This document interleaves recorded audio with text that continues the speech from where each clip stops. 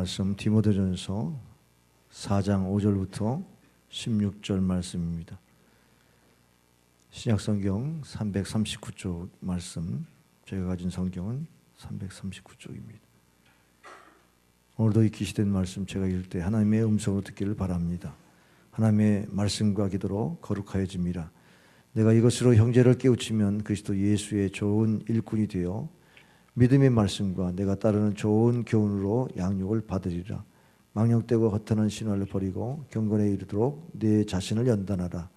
육체의 연단은 약간의 유익이 있으나 경건은 범사에 유익하니 금생과 내생에 약속이 있느니라. 미쁘다 이 말이여 모든 사람들이 받을 만하도다. 이를 위하여 우리가 수고하고 힘쓰는 것은 우리 소망을 살아계신 하나님께 두미니 곧 모든 사람 특히 믿는 자들의 구주시라.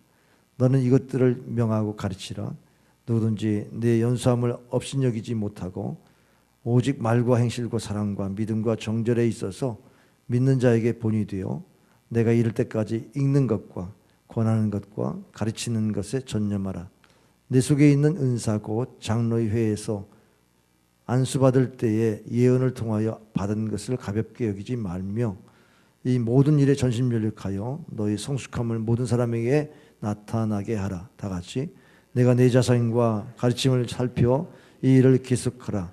이것을 행함으로 내 자신과 내게 듣는 자를 구원하리라. 아멘. 할렐루야. 구조 위에 있는 주간에 여러분의 가정이 화목이 넘치고 평안이 넘치기를 주 여러분을 축원합니다. 이번 연휴 기간이 또 길기 때문에 주일도 아마 지키지 못하는 분도 혹시나 있을까봐 여러분이 또 중보기도해 주시고 세란에서 또 가족들을 위해서 기도해 주시기 바랍니다. 여러분, 공황이라는 단어가 경제에 붙으면 경제공황, 경제가 갑자기 무너지는 그런 것을 경제공황이라고 합니다. 여러 가지 요건이 있겠습니다만은 경제공황에 전 세계가 또 크게 어려움을 당한 적이 있었는데요. 그런데 이제 정신적인 공황이 있어요. 패닉이라고 하는 단어를 써서 정말 멘붕 상태에 빠지는 정신적인 것을 공황이라고 하는데, 사람이 공황장애라고 그래가지고 심적으로 갑작스러운 두려움과 공포에 빠져가지고 불안한정한 상태를 공황이라고 합니다. 근데 이 공황장애에 빠지는 것이 뭔가 이렇게 어떤 충격에 의해서만 것이 아니고 우리 어떤 목표를 이루었을 때 더 이상 목표를 바라볼 수 없는 상태에 있을 때도 공황장애가 온다는 것입니다. 김연아 선수가 동계 올림픽에 아니죠, 세계 스케이트 피겨 부분에 금메달을 딴 다음에 공황장애가 왔다고 그래요. 목표를 다 이루고 난 다음에 더 이상 바라볼 목표가 없을 때 오는 또 두려움도 있었다는 겁니다. 오늘 우리의 삶은 항상 성장을 목표로 해야만 우리가 갑작스러운 어떤 공포심이나 두려움을 이길 수 있다, 그런 반증이 되겠습니다. 우리의 신앙생활도 역시 성장이 목표가 되지 않으면 우리의 신앙도 그냥 머무르는 것이 아니라 아주 그냥 무너질 수밖에 없는 그러한 모습도 우리가 볼 수가 있습니다. 그래서 우리는 끊임없이 성장해야 되는데, 이 성장은 자신의 인생의 기준을 높여야 돼요. 우리가 단계로 기준을 높이는 경우도 있지만 큰 그림을 그리고 큰 꿈을 가지고 그렇게 달려가면서 그 기준을 단계를 높이는 겁니다. 사람의 기준이 그 사람의 인격이 되어질 때에 그는 중단하지 않고 노력하지 않겠습니까? 그래서 우리는 자기 발전을 위해서 끊임없는 그런 자기의 목적들, 이것을 설정하고 그 목적을 더 높이는 이런 노력이 필요한 겁니다. 우리가 평균의 삶을 살겠다고 하면 무너집니다. 대개 우리의 적은 선한 것이 우리에게 적이에요. 선한 것 그만하면 됐다, 이거는 우리의 적입니다. 좀 더 위대한 거, 위대함이라고 하는 것에 도전해야 됩니다. 우리가 할 수 있는 능력보다도 더 큰 능력을 구해야 됩니다. 그래야 우리가 깨어있는 신앙생활을 할 수 있고 내가 노력하는 것도 끊임없이 노력할 수 있지 않습니까? 오늘 16절에 보니까 계속하라. 계속 뭘 해야 됩니까? 내 자신과 가르침을 살펴 이 일을 계속하라. 우리의 신앙의 성숙을 위해서 계속 해야 된다는 말입니다. 라파엘 화가가 이제 그 훌륭한 작품이 무엇입니까? 그간의 작품을 소개해 주세요. 그랬더니 내가 훌륭한 작품은 다음에 그릴 작품이다. 그렇게 말했습니다. 오늘 우리의 인생이 지금까지 훌륭한 업적을 쌓았어도 내가 다음에 이룰 것이 가장 훌륭할 것이다 라고 하는 다음에 도전하는 것이 필요합니다. 예수님도 마태복음 5장 20절에 내가 너에게 이르노니 너희 의의가 서기관과 바리새인보다 더 낫지 못하면 결코 천국에 들어가지 못하리라. 바리새인들의 의의가 율법적인 의의가 대단한데 그보다 더해야 천국에 들어갈 수 있다는 말은 우리 신앙에 성숙이 없으면 우리 신앙 자체가 무너진다 라고 하는 겁니다. 우리가 신앙이 어린아이 같았는데 이 어린아이 같은 신앙을 계속 유지한다는 것은 말이 안 된다는 거죠. 우리가 살아있다는 것이 성숙을 가질 수 있지 않습니까? 죽은 거는 성숙할 수가 없어요. 성장할 수가 없습니다. 근데 우리가 살아있는 신앙이 있는데 성숙하지 않는다? 그건 죽은 거나 다름없지요. 오늘 이 본문은 사도 바울이 디모데에게 아들처럼 여기면서 편지한 내용 가운데 목회 서신 가운데 일부입니다. 정말 말씀으로 더욱 권면하고 가르치라 하는 사역을 계속하라고 지금 권면하고 있습니다. 또 실제 어리다고 업신여김을 받지 말고 정말로 사랑과 믿음과 그리고 말과 행실과 정절에 대해서 많은 사람들에게 본이 되도록 힘쓰라는 겁니다. 전심전력하라고 말씀하고 있습니다. 그러니까는 우리가 생각할 때에 어린 세대들만 잘하는 게 아니라 모든 세대들이 다 성장을 목표로 하고 있어야 돼요. 신앙의 성숙을 목표로 해야 될 줄 믿으실 바랍니다. 우리 교회가 꿈꾸는 다음 세대가 뭡니까? 어린이는 예언할 것이요. 청년들은 환상을 보고 그리고 그렇게 되어질 다음 세대에 대한 꿈을 간 늙은이가 되는 어른들이 될 수 있는 이런 은혜가 우리 교회 안에 한 공동체 안에 흘러가는 역사가 있기를 원합니다. 오늘의 목표를 이루기 위해서 여러분 신앙이 작년보다 성숙하길 수 있기를 바랍니다. 우리가 성숙한의 목표를 가지고 성숙한 신앙인은 뭐냐? 내가 과연 최선을 다했는가? 내가 신앙생활에 전심전력을 다했는가? 여기 전심전력이란 말은 이것은 집중이라는 의미를 갖고 있어요. 내가 신앙생활에 집중한 것이 뭔가를 한번 살펴보세요. 15절에 성숙이라는 단어가 나옵니다. 이거는 세번역이나 또 공동번역에는 발전이라고 되어 있고 개혁성경에는 진보라고 되어 있어요. 근데 이것은 정말 군사용어고 그리고 운동선수들이 쓰는 용어입니다. 그러니까 체력이 더 발전되어져서 건강을 유지할 수 있죠.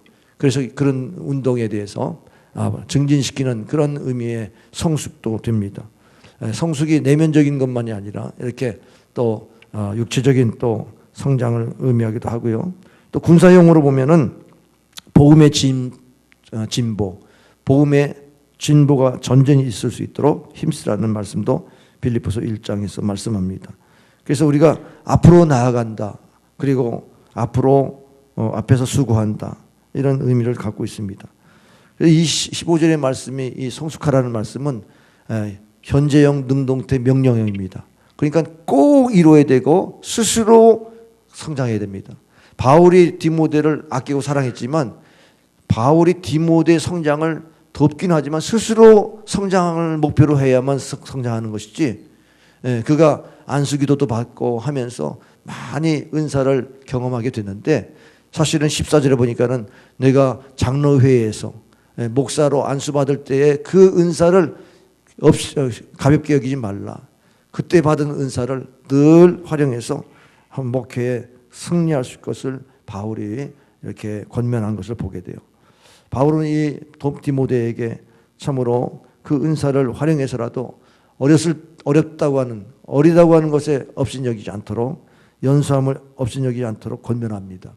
여러분 사람들이 어리다고 할 때에는 미숙하다는 뜻도 되지만 이 나이가 아직 어리다는 의미에서 무시를 당할 수 있어요. 그런데 어린일지라도 자기가 맡겨진 일 전문가가 되면 무시 못하잖아요. 어린아이라고 그래서 무시합니까? 그 분야에는 그 아이가 탁월하게 할 수 있다. 그러면 전문가 대접을 받습니다.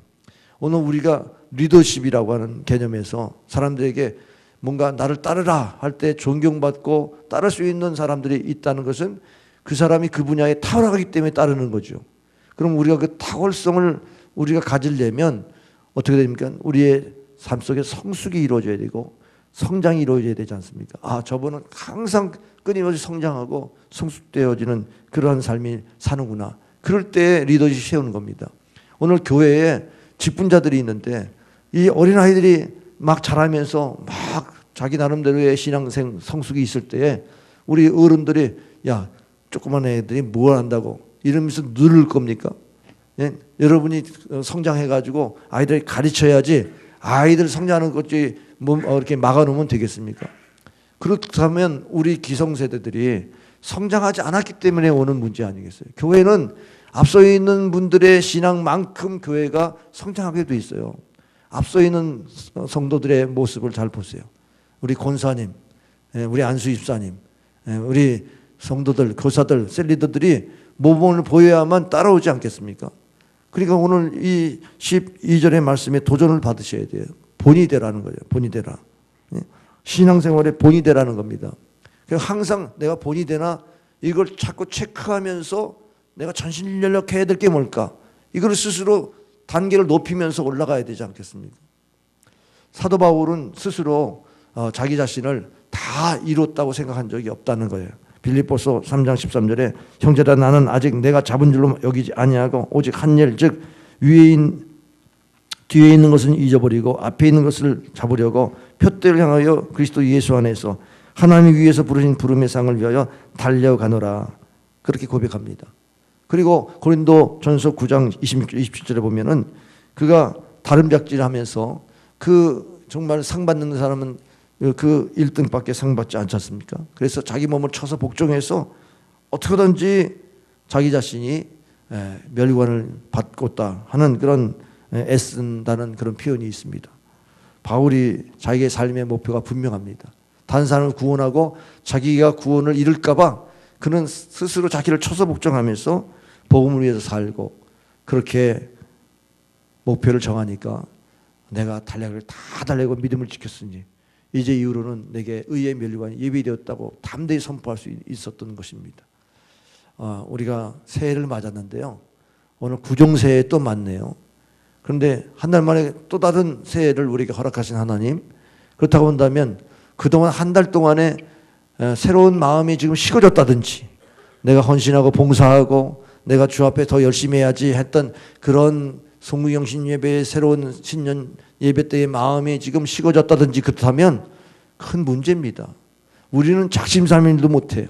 이렇게 한 달도 못 돼가지고 벌써 우리 신앙이 퇴보되고 그리고 포기하고 싶고 헌신이라는 게 힘들어하고 한다면 어떻게 신앙의 성숙을 이루겠어요? 그래서 히브리서 10장 38절 39절에 보면은 나의 의인은 믿음으로 말미암아 살리라. 또한 뒤로 물러가면 내 마음에 너를 그를 기뻐하지 아니하리라 하셨느니라. 우리는 뒤로 물러가 멸망할 자가 아니요 오직 영혼을 구원함에 이르는 믿음을 가진 자니라. 하나님의 일꾼은 쟁기를 가지고 뒤를 돌아보는 자가 하나님 나라에 합당하지 않다고 그랬어요. 우리는 계속 성장해야 되고 성숙해야 되는 줄 믿으시길 바랍니다. 링컨이 그랬습니다. 나는 참 빠르지 못하고 천천히 걸어가는 인간이다. 그러나 나는 결단코 뒤를 돌아가진 않는다. 물러서지 않는다는 거죠. 그러면 언젠가는 도달할 것이고 언젠가는 때가 되면 도약할 때가 올 것이라는 것입니다. 오늘 우리 경건생활에는 바로 이런 끊임없는 경건생활이 있어야 하는 것입니다. 오늘 8절과 9절에 보니까 모든 사람이 받을 만한 얘기가 있어요. 훈련, 연단이라는 말은 트레이닝이에요. 자, 육체의 연단을 받으면 건강에 유익하죠.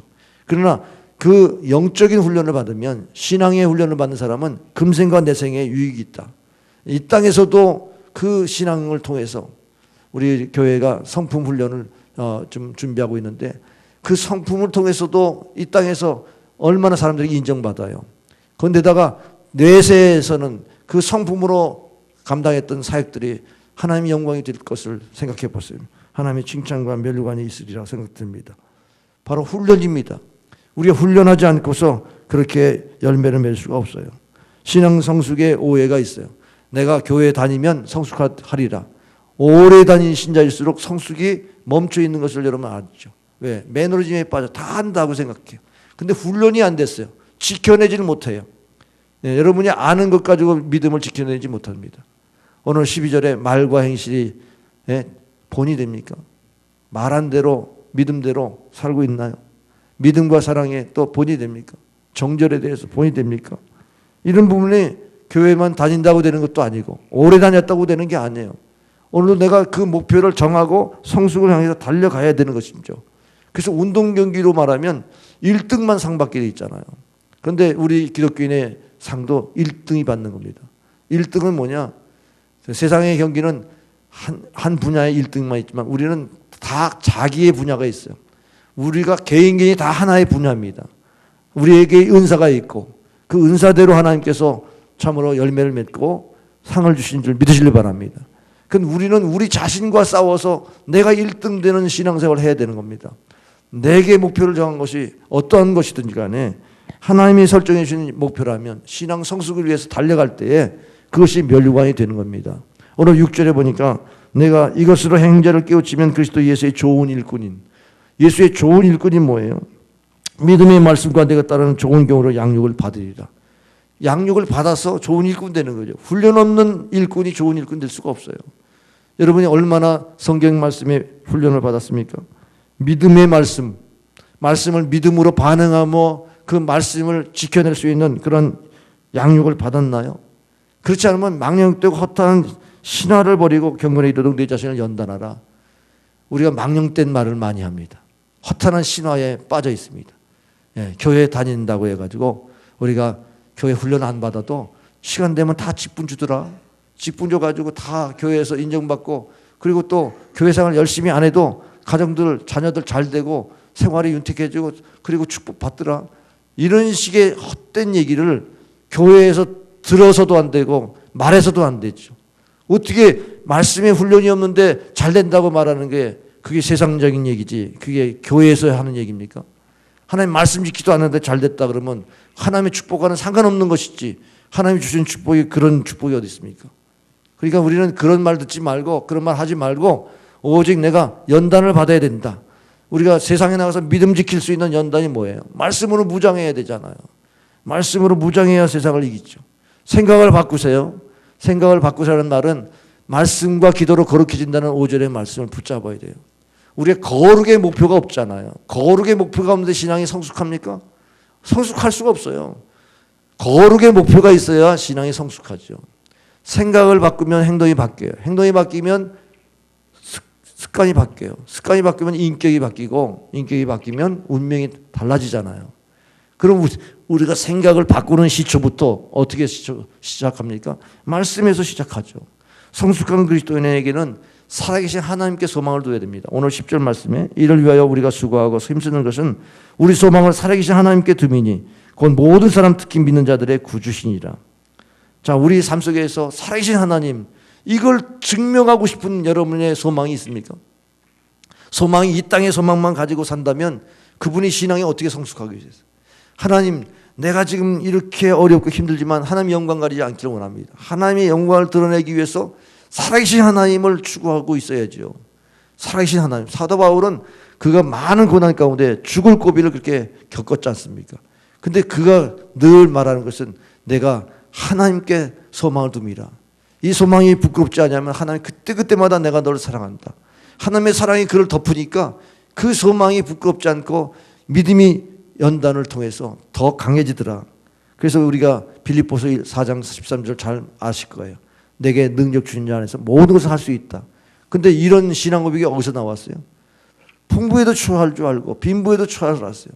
예? 모든 형편에 자족을 배웠다. 스스로 내가 감사를 배웠더니 이제는 내가 주 안에 있기만 하면 모든 걸 할 수 있다는 자신감이 있다는 거죠. 신앙의 자신감. 내가 그리스도 안에 있으면 내가 된다는 자신감이 이게 바로 바울의 신앙의 연단이었어요. 그럼 우리가 문제가 있으면 문제 속에 빠지는 경우가 많잖아요. 문제 해결하기 위해서 뭐 자기 실력을 동원하고 자기의 어떤 재능을 동원해서 뭐 해결하려고 그러는데 그게 문제 해결이 아니라 문제 앞에 내가 주 안에 있기 위한 노력이 있을 때에 문제가 작아지고 문제가 해결되더라. 할렐루야. 우리가 문제를 크게 보는 건 내가 주 안에서 있지 못하니까 크게 보이는데 하나님의 손 안에 있어요. 모든 문제는 하나님의 섭리 안에 있어요. 하나님의 주권 아래 있어요. 그럼 우리가 그 주권 아래서 보면 이거는 하나님이 하실 일이라면 내가 믿음으로 반응하고 주님이 내 안에 있음을 인하여서 내가 할 수 있게 하시는 은혜를 힘입어서 감당할 수 있는 줄 믿으시길 바랍니다. 그럼 우리가 할 일은 우리가 주 안에 있기를 힘쓰는 것이죠. 주 안에서의 성숙, 이걸 통해서 나를 연단하사 나에게 어떠한 은혜를 주시려고 비밀을 허락하실지 그거를 바라보는 것이 중요한 겁니다. 그래서 여러분이 직접 문제를 해결하기보다는 임마누엘의 신앙, 주님 나와 함께 하시는지, 내가 주님 안에 있는지, 주님 나와 함께하는 신앙을 추구해야 될죠. 역경이 와도 주 안에 있으면 흔들리지 않아요. 또한 우리가 어려움도 나를 따르는 사람이 있으면요, 내가 분발할 수 있어요. 근데 주님을 앞세우지도 않고 나를 따르는 사람도 없고 그러면 무너집니다. 나 혼자는 감당 못해요. 내가 주 안에 있는지도 모르면서 여러분 어떻게 감당합니까? 그래서 여러분 리더가 부담이 되지만 부담되는 것 때문에 이기는 거예요. 자, 목사로 비유하면 근데 우리 성도들을 바라보면서 내가 이러면 성도들이 어떨까? 이것 때문에 제가 분발하지 않겠어요? 내가 이러고 있으면 성도들도 다 나태해질 텐데 그건 제가 또 깨어 있어야 되지 않겠습니까? 여러분이 그런 겁니다. 여러분이 삶 속에서 부모들이 자식들 키우면서 자식이 볼 때 어떤가 해서 부모들이 더 절제하고 더 바르게 살려고 애쓰는 것처럼 우리에게 신앙은 많은 사람이 본이 되어져야 되겠다는 이 목표를 가지고 신앙생활하면 우리는 무너지지 않아요. 주님이 우리 안에 계시다는 것을 추구하면 무너지지 않아요. 그런데 그것을 추구하지 않으니까 다 무너지지 않습니까? 우리는 운명적인 인간이 아닙니다. 우리 인생에 운명적인 그런 인생관을 갖지 마세요. 고린도후서 5장 17절에 누구든지 그리스도 안에 있으면 새로운 피조물이라. 보라 이전 것은 지나가서 새 것이 되었다 그랬지 않습니까? 우리는 우리 운명을 개척하는데 주 안에 있으면 달라지는 겁니다. 주 안에서 새로워진다는 말씀 그대로 믿고 여러분의 생활을 개척할 때에 운명아 저리 가라. 내가 한다. 하나님의 백성이 간다는 거죠. 존 맥스웰이 미국의 리더십 아주 대가인데 그분이 심장병원에 갔어요. 병원에서 진찰하는데 그 의사가 진단하는 서가 그렇습니다. 당신 다이어트 안 하면 죽습니다. 이렇게 생명의 위협이 있다는 사실을 진단합니다. 근데 그분이 아주 초콜릿을 좋아하고 그다음에 버터 발린 피넛을 그렇게 좋아한대요. 근데 그걸 끊기가 너무너무 어렵다는 겁니다. 보세요. 하나님 명령이 있습니다. 말씀이 있습니다. 그런데 이 말씀을 지켜내려니까 내가 구습이 끊어지기가 쉽지 않아요. 그걸 끊어야 되는데 못 끊는 거예요. 인간이 그렇게 연약하다고요. 죽은 줄 알면서도 그걸 그냥 그대로 행한단 말이죠. 여러분 큐티가 생명같이 여겨지지 않는 분들은 큐티는 시간 되는 대로 시간 나는 대로 할 거예요. 그러나 내가 오늘도 영적 공격을 막아내려면 내가 오늘도 기도하지 않으면 하루가 시작이 안 되고 말씀 없이는 하루가 시작할 수가 없어요. 이게 여러분에게 결단이 된다면 큐티가 생명이죠. 그 영적 공격을 이겨낼 수 있는 힘이 큐티에 있어요. 가정 예배에 있어요. 그런데 그거를 여러분이 안 해보세요. 그러면서 여러분이 내가 시간 나면 좀 말씀도 읽고 또 성경 말씀대로 내가 살아야지. 백날 여러분 결단해 보세요. 이루어지나. 내가 희생해야 될 것들을 못합니다. 아침 10분 시간 드리는 게 그렇게 어려운 거예요. 아침 10분 일찍 일어나는 게 그렇게 어려운 겁니다. 사람이 그렇게 연약해요. 내가 살고 죽는 것이 하나님의 말씀과 명령이 있어도 그거를 지켜낼 힘이 우리에게는 없는 거예요. 그래서 경건의 삶이 5절 말씀과 기도로 거룩해진다. 성결한 거에 목표를 두지 않으면 절대 여러분이 성숙할 수 없어요. 성결이 뭐예요? 죄를 깨끗게 하는 거 아닙니까? 우리가 현재의 구원이 예수님을 구주로 영접하면 구원받았다고 그래요. 이게 거저왔지 않습니까? 거저와서 사람들은 은혜를 까먹어요. 근데 성결은요, 피나는 경건의 생활이 있어야만 성결해집니다. 여러분 안에 죄악이 있습니다. 사도 바울이 하나님의 백성이 되어진 다음에 너무너무 괴로워요. 하나님께 나갈 때마다 십자가 앞에 나갈 때마다 자기의 모습이 한편으로는 주님을 따르려고 하는 마음이 있는데 한편으로는 내 육신의 쾌락을 쫓는 정욕적인 삶의 모습도 있어요. 내가 원하는 선은 행치 않고 원치 않는 죄가 나를 자꾸 괴롭혀가지고 오라 공고한 자로 이 사망의 몸에서 누가 나를 건져내랴. 그러면서 열심히 죄를 씻으려고 했는데 죄가 씻겨지나요? 깨달았어요. 이게 원죄구나, 원죄. 이게 아담으로부터 지은 죄니까 내 안에 이 죄는 평생 품고 사는 거네요. 이거는 없어지지 않아. 없어지지 않는다는 말은 그대로 원죄를 가지고 살라는 얘기가 아닙니다. 원죄를 씻는 방법이 우리의 노력이 아니라는 거예요. 우리가 수행하고 철학을 하고 종교적 열심을 가지고 한다고 해서 원죄가 사라지는 게 아니라 원죄는 예수님이 나의 모든 죄를 담당하셨다. 너희가 만일 죄를 고백하면 그는 미쁘시고 의로우사 우리 죄를 사하시며 모든 불의에서 우리의 원죄에서 우리를 건져내시는 이런 회개가 그렇게 원죄에서 건져내는 은혜를 받는다. 그래서 자기에게 생명의 성령의 법을 늘 사모하는 거예요. 오늘도 내가 예수님을 모십니다. 예수님은 부활하신 분이십니다. 부활하시고 이 땅에 생명을 주셨어요. 영원한 생명. 부활의 생명을 우리에게 주셨어요. 그러니까 내가 사는 것이 아니라 내 안에 그리스도가 삽니다라는 이 신앙 고백을 통해서 원죄를 해결하는 거예요. 이 고백을 통해서 내가 죽고 그리스도가 사는 고백을 통해서 우리가 죄 사함에 확신을 가지고 살아가는 것을 믿으시길 바랍니다. 이게 선교라는 삶의 모습이에요. 여러분이 그렇게 삽니까? 내 안에서 그리스도가 사는 것을 산다는 것은 내 삶의 주인은 주님이신 거예요. 내 인생의 주인은 주인이라고 할 때 그때 선결해지는 거지 여러분이 노력 가지고 선결해지는 게 아니라는 겁니다. 성령이 우리 안에 계셔가지고 죄를 지적하시잖아요. 그러면 이 죄를 여러분이 씻으려고 후회한다고 씻어지는 게 아니라 예수님이 나의 삶의 주인이니까 주님 명령하신 대로 내가 순종하겠습니다. 말씀으로. 그리고 순종하려니까 기도로. 말씀과 기도로 거룩해지는 겁니다. 그래서 빌립보서 2장 12절에 두렵고 떨림으로 너의 구원을 이루라. Work out your salvation. Work out 뭐예요? 실현해내라. 완성하라. 우리가 구원을 완성한다는 것은 무엇을 말합니까? 선결하라는 거예요. 과거에 받았던 구원이 현재 내가 구원의 완성을 이루기 위해서 가고 있느냐. 선결할 수 있는 이 명령은 이것은 내가 하는 겁니다. 이건 능동태예요. 구원은 거저 받았어요. 이거 수동태로 받은 거예요. 그러나 선결은 내가 해야 되는 거예요. 내가 거룩한 삶을 살아야 되는 거예요. 말씀과 기도 생활을 해야 되는 겁니다. 그래서 로마서 8장 30절에 보면 또 미리 정하신 그들을 또한 부르시고 부르신 그들을 또한 의롭다 하시고 의롭다 하신 그들을 또한 영화롭게 하셨느니라. 하나님이 구원하실 때 그를 알고 부르셨는데 믿음으로 의롭다함 받으셨잖아요. 그러면 마지막 주 앞에 설 때는 영화로운 몸이 되는 겁니다. 그때까지 우리가 이 땅에 살면서 성화에 대한 성결에 대한 삶을 살아내야 되는데 여러분의 삶의 주가 누구십니까? 어떤 때는 내가 주인 될 때 있잖아요. 육신에 속한 그리스도인.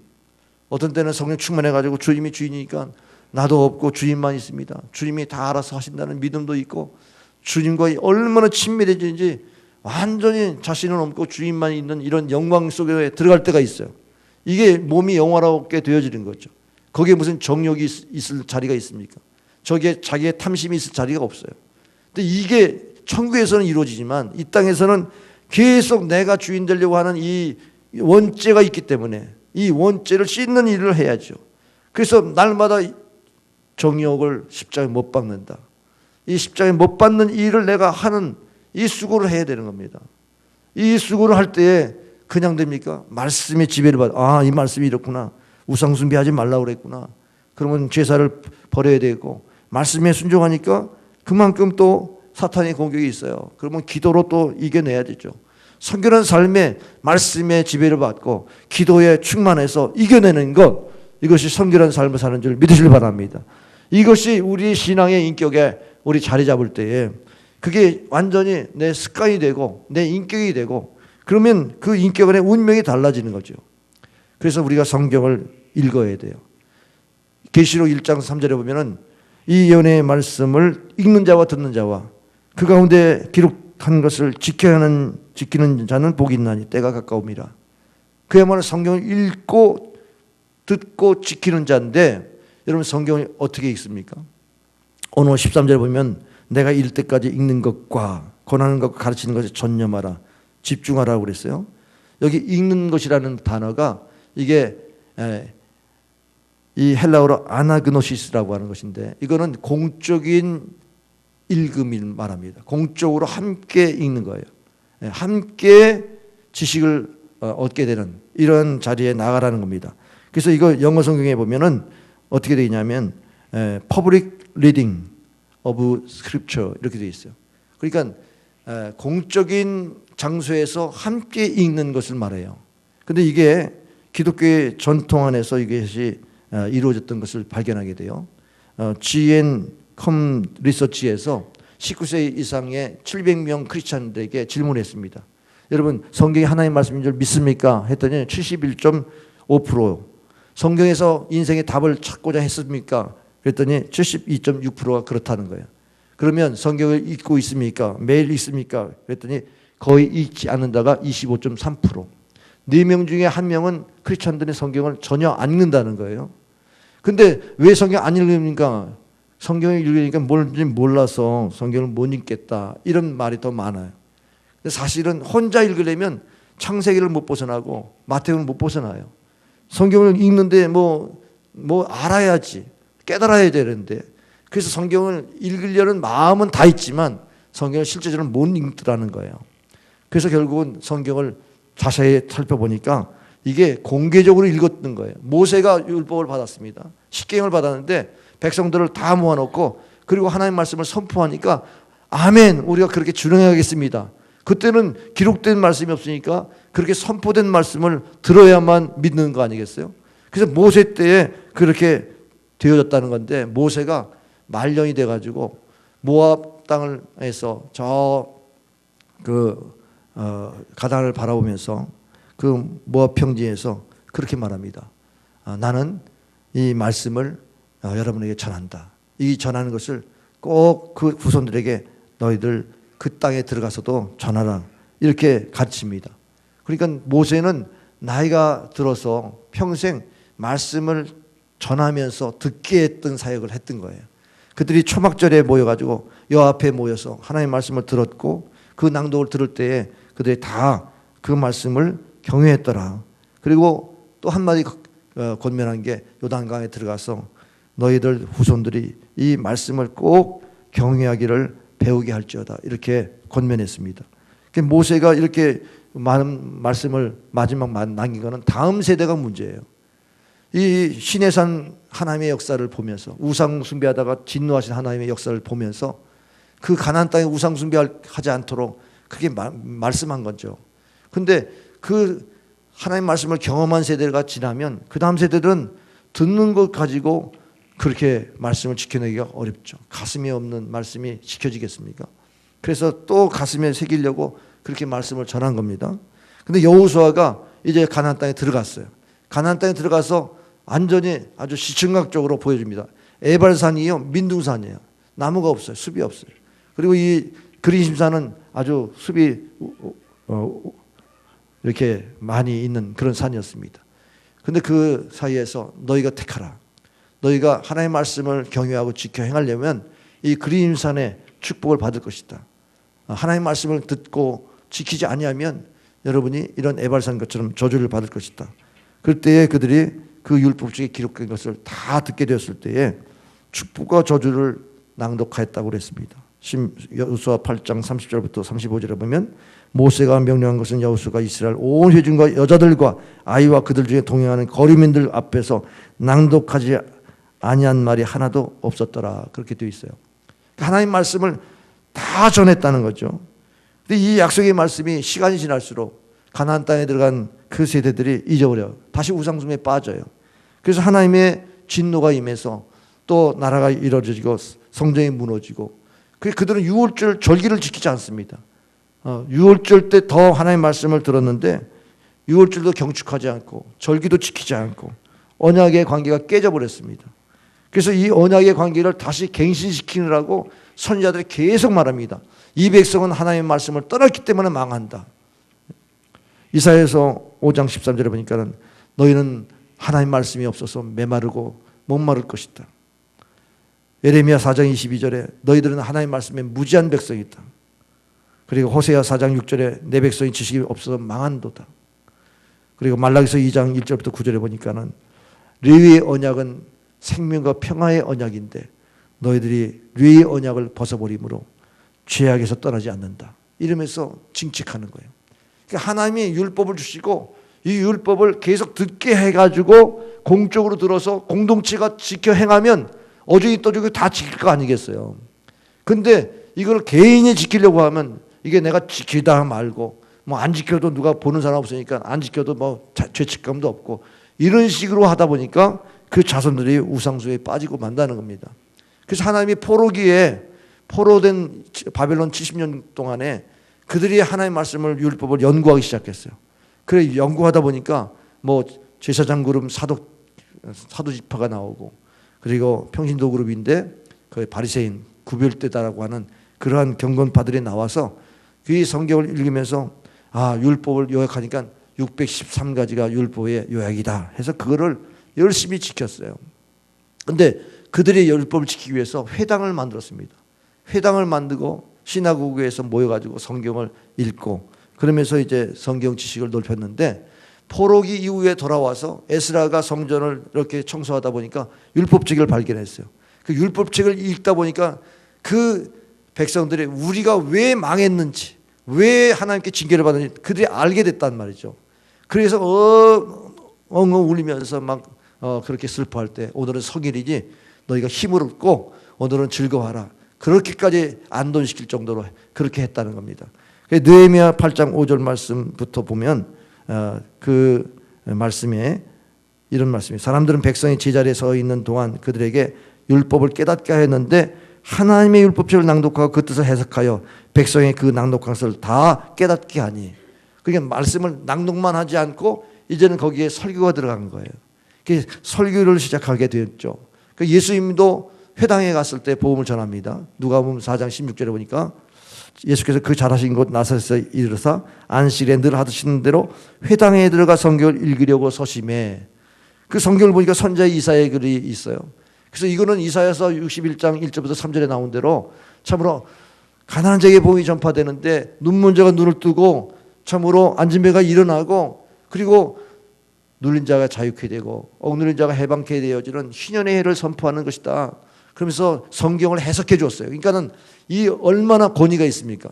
성경을 성경으로 해석하니까. 그래서 예수님도 이제 성경을 낭독하고 해석해 주는 이런 설교를 하셨는데 사도 바울이 안디옥에서 율법서와 예언서를 읽은 다음에 설교를 했습니다. 사도행전 13장 15절 율법과 선지자의 글을 읽은 후에 회당장들이 사람을 보내어 물어 이르되 형제들아 만일 백성을 권한 말이 있거든 말하라 하니 바울이 일어나 손짓하며 말하되 이스라엘 사람들과 및 하나님을 경외하는 사람들 들으라. 이는 예로부터 각성에서 모세를 전하는 자가 있어 안식일마다 회당에서 그 글을 읽음이라 하더라 그랬어요.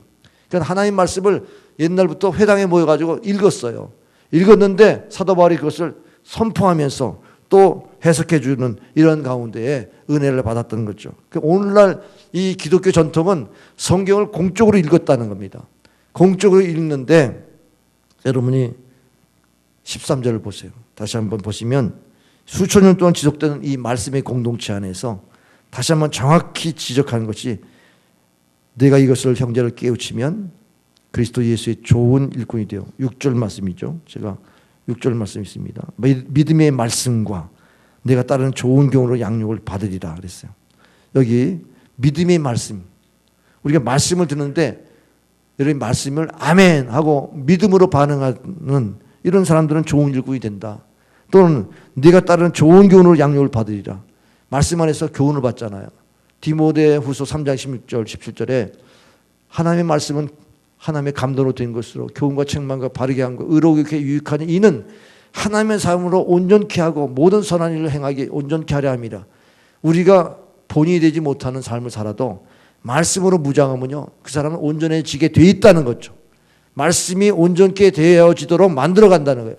교훈하고 책망하고 바르게 인도하니까 말씀으로 의롭게 성장하니까. 그러니까 우리가 말씀 없이 성숙할 수가 없다는 겁니다.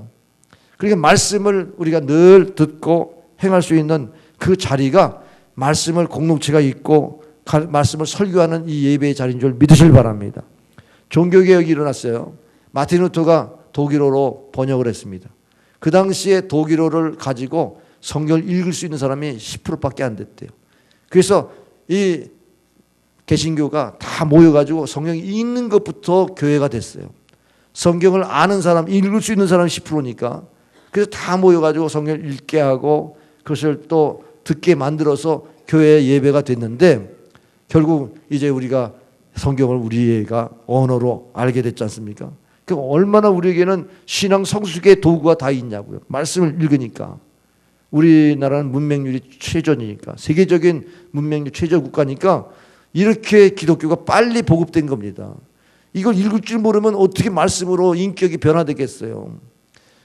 조나단 에드워드가 미국의 개척 당시에 청교도로서 그가 가리킨 말씀 교육이 대단합니다. 철저한 말씀 교육인데, 구약을 읽고 신약을 읽고 시편은 찬송으로 만들어 가지고 그렇게 찬송하면서 그렇게 찬양합니다. 거제 그 거창 중앙교회도 찬양을 그렇게 직접 작사해 가지고 찬양하고 그런다더라고요. 그러니까 그 당시에 시편을 그대로 찬송을 올리면서 오늘날의 예배 형태의 많은 찬양이 시편에서 오게 됐죠. 그래서 그런 예배가 오늘 다시 회복되어야 된다는 겁니다. 말씀을 좀 읽습니까? 올해 목표가 직분자들은 성경 1독하라고 그랬는데, 여러분 지금 한 달이 지났는데 얼마나 좀 읽었습니까? 성경 좀 읽으려고 마음만 먹었지 성경이 지금 진도가 안 나가잖아요. 바쁘니까. 습관이 안 됐잖아요. 그러면서도 문제 해결은 성경에 있다고 알고 있잖아요. 아는 것과 믿음의 행위가 다르지 않습니까? 근데 무슨 본이 돼요? 직분은 맡았는데 성경도 안 읽고 성경 읽는 것도 보이지 못하면서 어떻게 직분을 사람들에게 본을 보인다고 할 수 있겠어요? 그런데 이거를 우리 교회가 이번에 이제 채택을 하려고 합니다. 여기 주보의 뒷면에 보면 드라마 바이블이라고 하는 그 스마트폰에 앱이 있어요. 무료로 다운로드 받으셔가지고 여러분이 늘 틀면 성경을 거기서 들을 수가 있습니다. 이게 배우들, 성우들이 한 100여 명 동원돼 가지고 수십억의 그 4년 동안의 교육과 함께 만들어진 그러한 아주 좋은 성경인데, 성경 읽고 들을 수 있도록 그렇게 할 수 있는 것인데, 아주 배경음악도 있고 성우들이 구수한 목소리로 이렇게 하기 때문에 굉장히 드라마틱하게 들을 수 있어요. 우리가 성경 읽을 때는 구어체로 읽으면 잘 모르지만 이렇게 드라마틱하게 읽으니까 쏙쏙 들어오더라고요. 저도 그거를 1시간 읽으니까 1시간 들으니까 성경은 몇 장을 읽는지 몰라요. 그렇게 빠져들어가요. 여러분이 이제 읽어보세요. 그런데 거기 성우들 가운데 이재룡 씨를 아세요? 배우 이재룡. 그분이 세례받은 지 3개월밖에 안 됐대요. 근데 그가 다윗의 역할을 하는데 시편 51편 바세바를 범하고 회개하는 그 시편을 읽으면서 얼마나 통곡하면서 성경을 읽었는지 리얼하게 성경을 읽게 됐다고 간증하더라고요. 그만큼 그 말씀의 그 감화력이라고 하는 게 대단한 게, 우리가 기록된 말씀을 읽을 때는 띄엄띄엄 그렇게 읽으면서 집중이 안 돼요. 그리고 분석합니다. 요건 어떻고 저떻고 분석합니다. 근데 성경은 분석해서 읽는 거는 연구고, 하나님의 음성으로 들을 때는 분석하지 말아야 되거든요. 내게 하나님 말씀이 들릴 때는 그냥 영감으로 오는 거잖아요. 근데 이 오디오 바이블은 들으니까 이게 딱 우리 안에 영감으로 들어오는 말씀이에요. 분석하지 않고. 그리고 이 말씀의 위력이 있다는 거죠. 그리고 읽을 때는 과거의 형처럼 읽어져요. 이게 과거에 쓰여진 책이다. 그런데 들을 때는 지금 내게 하나님이 말씀하시는 걸로, 거기 한인수 장로가 하나님 역할을 하는데 그 85시간 중에 15시간을 하나님 역할을 하는 그런 시간을 할애했다고 그래요. 처음에는 뭐 하나님이 뭐 별로 안 나타날 줄 알았더니 어마어마하게 나타나서 말씀하시다라는 거죠. 차인표 씨가 예수 역할을 하는데 그야말로 자기가 예수님의 역할을 하려고 얼마나 하나님 앞에 무릎으로 나갔는지. 그분은요 그냥 큐사인에 한 번으로 그냥 끝난대요. 실수를 하지 않는데. 그러니까 예수 역할을 하려고 얼마나 말씀을 읽고 거의 성공을 했겠습니까? 그래서 좋은 이 드라마 바이블이 나왔어요. 여러분이 이를 우리 교회가 언제 하냐면 공예배 때 하려고 해요. 아까 공적 성경 읽기라고 그랬으니까. 그래서 수요일 날 금요일 날 우리가 예배 30분을 할애해서 성경을 읽으려고 그래요. 여기 틀어놓으면 여기 자막이 올라가면서 영상이 올라가고 음성도 들리면서 또 배경음악도 들리면서 굉장히 실감 있게 볼 수가 있어요. 그러면 우리 교회적으로도 이거를 한번 읽을 수 있겠다, 그런 생각이 들어요. 그리고 여러분 개인적으로 한번 또 읽으면 1년에 2독하는 거 3독하는 거 문제가 아닐 것 같아요. 여러분이 성경을 읽기를 바랍니다. 우리가 성경을 읽을 때에 성령의 감화가 있기를 바랍니다. 그래서 성령의 감화를 위해서 여러분 기도하셔야 돼요. 하나님, 내가 듣겠나이다. 종이 듣겠나이다. 말씀하옵소서. 따라합시다. 종이 듣겠나이다. 내게 말씀하옵소서. 내가 순종하겠나이다. 내게 말씀하옵소서. 이런 자세로 들으시면 반드시 하나님의 음성으로 들릴 줄 믿습니다. 그럴 때 우리가 사람들에게 본이 되는 거예요. 야, 우리 부모님이 성경을 저렇게 읽으시구나. 여기 12절에 본이 되라고 그랬어요. 예? 우리가 남들에게 본되는 삶을, 내가 인격이 온전합니까? 내가 지식이 바릅니까? 뭐 남들보다 윤리적, 도덕적인 더 탁월합니까? 본이 되려면 다 기주가 죽어요. 본이 되려면 다 부담이 돼요. 근데요, 성경을 읽으면요, 본이 될 수 있는 인격이 돼요. 왜냐하면 히브리서 4장 12절에 하나님 말씀은 살았고 운동력이 있어 좌우의 날씨 어떤 것보다 예리하여. 살아있는 말씀, 혼과 영혼의 관여가 골수를 찔러 쪼갠다는 말씀이죠. 우리의 생각과 마음을 감찰하신다는 말씀이죠. 그러니까 하나님의 말씀에 의해서 내 인격이 드러나요. 그러면 이 말씀에 의해서 회개도 되고 말씀에 의해서 살아가려는 목표가 생기고 막 내 에너지를 쏟게 돼요. 그러면 아까 얘기했죠. 성숙의 목표를 정할 수 있단 말이죠. 내가 이 말씀을 지키겠다. 그럼 우리 가정에 뭐가 절제해야 되고 우리가 어떤 생활을 해야 되는가, 우리가 주의를 지키기 위해서 어떤 주의를 준비해야 되는가, 다 여러분 신앙생활의 말씀에 의해서 지배를 당하면 인격이 성숙할 수밖에 없어요. 신앙이 성장할 수 있는 줄 믿으시길 바랍니다. 베드로전서 2장 2절에 갓난 아이들과 같이 순전하고 신령한 젖을 사모하라. 이는 그로 말미암아 너희로 구원에 이르도록 자라게 하려 함이라 그랬어요. 갓난 아이는 어머니의 모유만 가지고도 충분해요. 영양분이 다 공급돼요. 우리도 세상에 많은 지식이 필요한 게 아닙니다. 우리 신앙 성숙에는 하나님 말씀으로 충분합니다. 하나님 말씀에 이것을 우리는 젖과 꿀이라고 생각하고 먹고 마시면 우리 하나님께서 우리의 인격을 하나님 성숙시켜 주시고 우리에게 많은 사람들이 볼 때 본이 되게 되는 줄 믿으시길 바랍니다.